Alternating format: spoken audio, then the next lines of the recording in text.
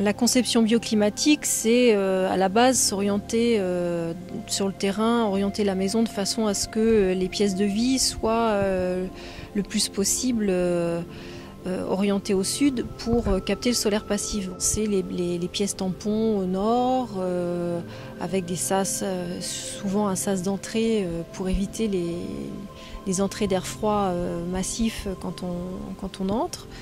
Donc ça, évidemment, c'est pour les moments où la maison est en chauffe. Et puis, c'est aussi se prémunir des surchauffes d'été en mettant en place des casquettes, des bords de toiture ou des pare-soleil judicieusement positionnés. On va pouvoir éviter aussi que le soleil tape sur les baies vitrées au moment où on n'en a pas envie, où on n'en a pas besoin. La base de notre conception, c'est d'utiliser la serre solaire. Donc non seulement les baies principales sont orientées au sud, mais en plus on utilise comme un sas, en fait, une pièce qui va servir d'organe de chauffe. Donc ça n'est pas juste quelques baies vitrées, c'est des baies vitrées doublées d'une peau vitrée. Donc avec un mur capteur au fond de cette serre qui va capter le soleil dans la journée et le restituer au moment où il va faire plus froid dans la maison, quoi. C'est pas forcément coûteux dans le sens où c'est de la conception, c'est-à-dire que c'est comment on va penser les éléments les uns par rapport aux autres, par rapport à la course du soleil, par rapport aux ombres portées des bâtiments autour ou de la végétation. Les fibres végétales ont ce pouvoir de réémettre l'humidité à un moment où l'air va le permettre, quand l'air va être un peu plus sec, le matériau va pouvoir reprendre sa structure propre, en fait.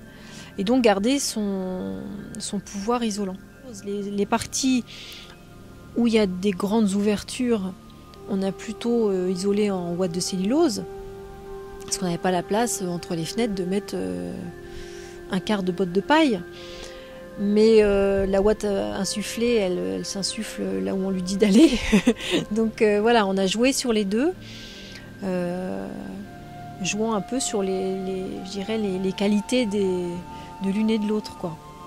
Alors le lin, c'est parce qu'on a une production ici qui est locale, qui est vraiment très proche et qui nous semblait, je crois que c'est l'année dernière qu'on a vu brûler des déchets de lin à même les champs parce que la fibre de lin n'était pas de bonne qualité et on s'est dit mais c'est quand même dommage qu'on puisse pas là tout de suite sur place valoriser ce lin qui a sûrement des propriétés intéressantes pour faire un isolant.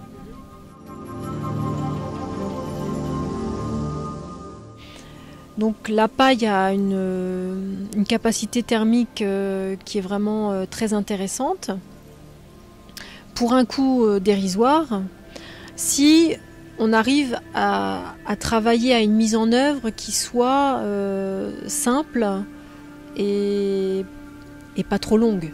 Nous, on s'est assuré que de faire des bottes de paille qui soient les plus serrées possibles, les plus denses possibles. Donc il n'y a pas d'air à l'intérieur. Donc au niveau même propagation du feu, on est beaucoup mieux que certains isolants mal posés ou même bien posés. Du fait aussi qu'on ait mis dans l'épaisseur de l'ossature des isolants complémentaires végétaux qui font qu'il n'y a pas de lame d'air, donc il n'y a pas de propagation possible du feu. Le pare-pluie qui fait aussi contreventement extérieur est aussi étanchéifié à l'air, donc c'est bon, on n'a pas d'entrée d'air par là. Et côté intérieur, on ferme par un fermacelle qui est classé M0, donc on n'a pas de souci majeur à ce niveau-là, quoi.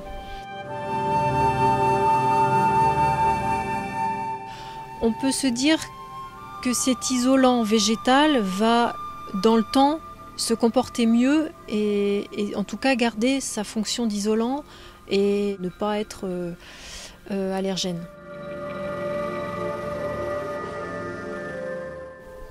On a des jeunes entrepreneurs qui sont vraiment très motivés, qui ont compris les enjeux, qui se sont formés et qui ont compris l'étanchéité à l'air, l'importance de l'étanchéité à l'air par rapport à l'isolant justement.